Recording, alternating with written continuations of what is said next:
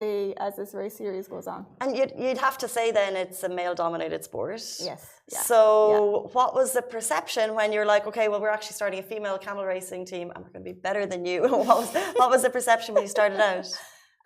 So initially when it first started, it was completely unknown that people, these men were second glancing. We would come out onto the main road, say, well, it's not a busy road, but the road to get you to the tracks. And it's all male trainers out in their camels. And they're laughing at us, they're out with their phones taking pictures because it's so unusual.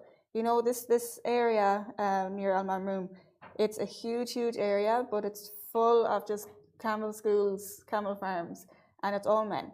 So we're these small little group of women and they're like, what is this? Yeah. So we were kind of getting laughed at first because these camels... Really? Wow. Because these camels are 2 meters tall. They're huge, like you're looking up at them.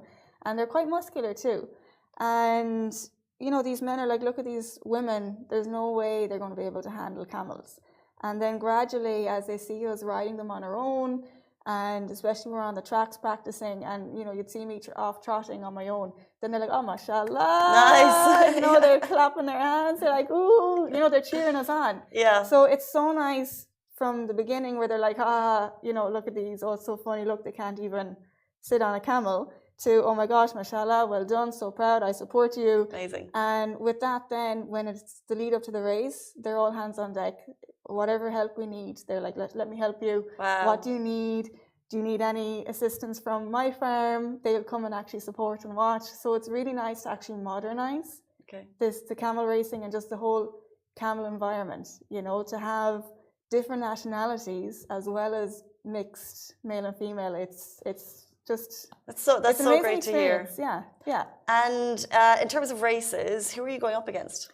So at the moment, because we are the first school, we are essentially racing against ourselves, which is quite nice because we're learning from each other.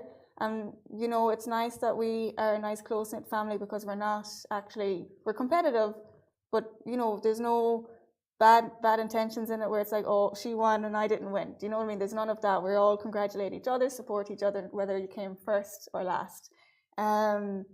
So because we are the first, unfortunately, we don't have anyone else to race against. But we are hoping by doing this, more people and more riders, even in different Gulf regions, will come and gather teams as well, and we can all come together and race together,